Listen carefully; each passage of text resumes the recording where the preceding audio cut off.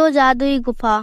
गोपालपुरी नामक गांव में सोनिया और सुमन नाम की दो सहेलियां रहती थी। सुमन अपने माता पिता के साथ बहुत ही छोटी से मकान में रहती थी। वही सोनिया बहुत ही बड़े घर में रहती थी और बहुत अमीर थी। सुमन बहुत ही अच्छी और ईमानदार लड़की थी। सोनिया बहुत ही घमंडी और लालची लड़की थी, परंतु फिर भी वे दोनों बहुत ही अच्छे दोस्त थे। वे दोनों साथ में ही स्कूल जाते और साथ में ही घर आते। स्कूल से आने के बाद दोनों रोज शाम को पार्क घूमने जाते थे।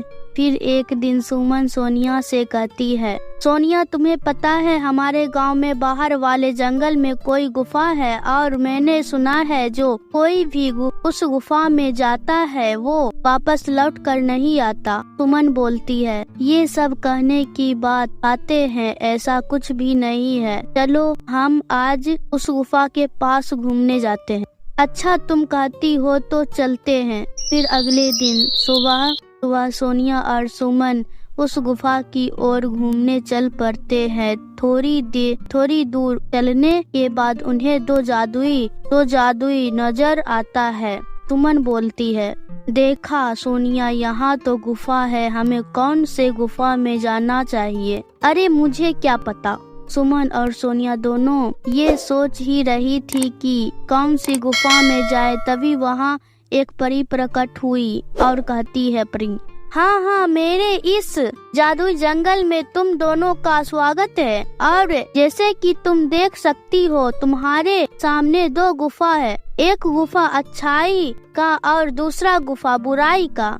अच्छाई के गुफा में जाओगी तो तुम्हें वहाँ एक वृद्ध महिला मिलेगी जो कई सालों से बीमार पड़ी है। तुम्हें उनकी सेवा करनी होगी। और अगर बुराई के गुफा में जाओ तो तुम्हें वहाँ ढेर सारा खजाना मिलेगा, परंतु याद रखना उस गुफा में एक नागिन रहती है और ये तुम पर निर्भर करता है तुम कौन सा मार्ग चुनती हो, अच्छाई या बुराई का। इतना बोलकर वो परी वहाँ से गायब हो जाती है। सुमन बोलती है, सोनिया हमें अच्छाई के गुफा में चलना चाहिए। वहाँ बेचारी बूढ़ी काकी कितने सालों से बीमार पड़ी है, हम उन्हें इस हालत में नहीं छोड़ सकते, हमें जाकर उनकी मदद करनी पड़ेगी। हाँ तुम ही जाओ अच्छाई के गुफा में, मैं तो बुराई के गुफा में जाऊंगी। सुना नहीं तुमने वो परी क्या कह कर गई है कि बुराई के गुफा में हमें ढेर सारे खजाना मिल सकता है जो हमें माला माल कर सकता है। मेरी बात सुनो, तुम भी मेरे साथ बुराई के गुफा में चलो।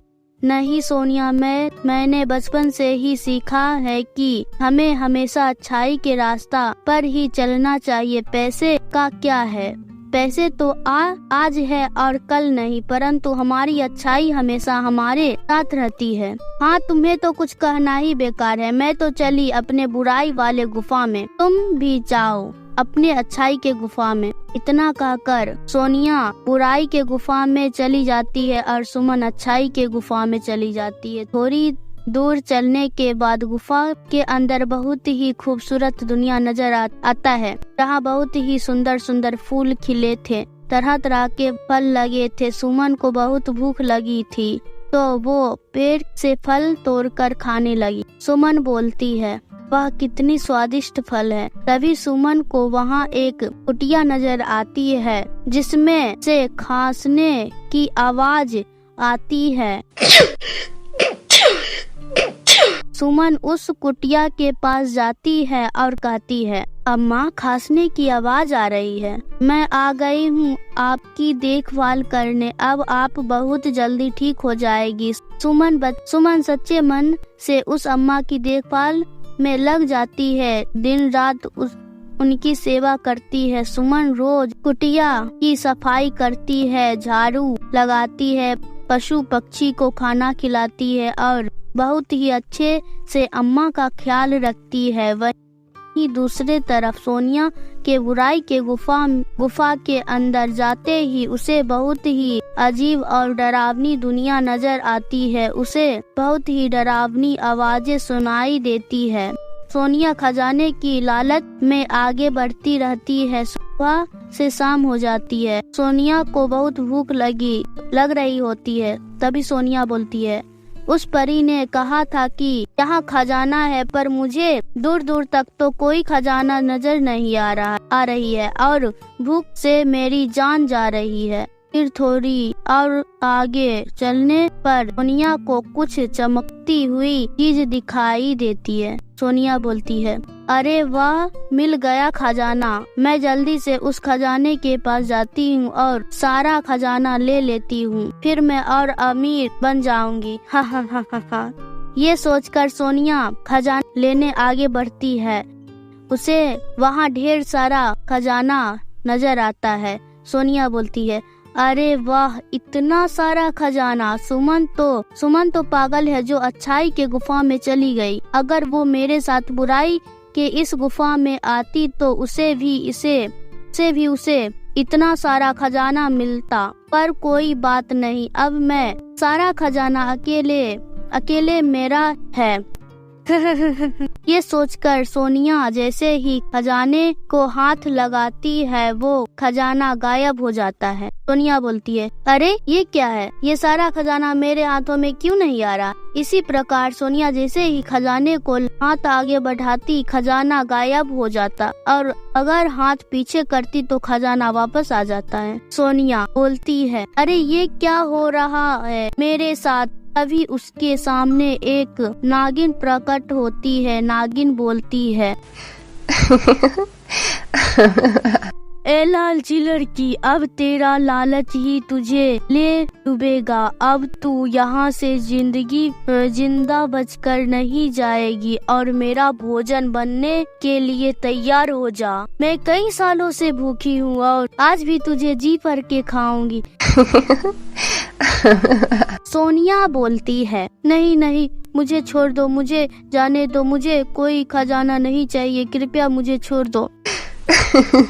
परंतु नागिन सोनिया को वही डंस लेती है और सोनिया चूहे में बदल जाती है। नागिन बोलती है, जो भी बुराई के गुफा में आएगा उसका यही हाल होगा।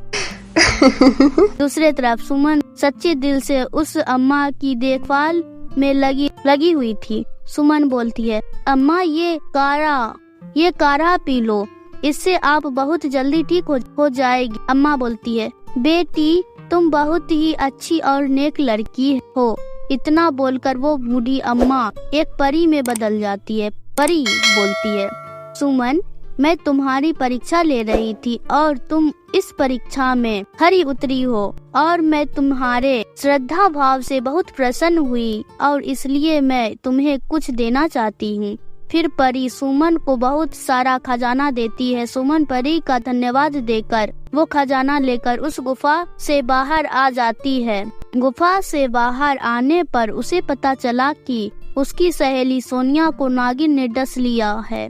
बात का सुमन को बहुत अफसोस होता है। सुमन बोलती है, काश सोनिया तुम्हें मेरे साथ अच्छाई के रास्ते पर चली होती तो तुम आज मेरे साथ होती। दोस्तों, अच्छाई और ईमानदारी वाकई बहुत ताकत होती है। तो कैसी लगी आपको मेरी यह कहानी? मुझे कमेंट करके जरूर बताएं। अगर आप मेरे चैनल पर नए हैं तो चैनल को सब्सक्राइब और वीडियो को लाइक करना ना भूलें। तब तक के लिए बाय बाय, मिलते हैं अगले वीडियो में।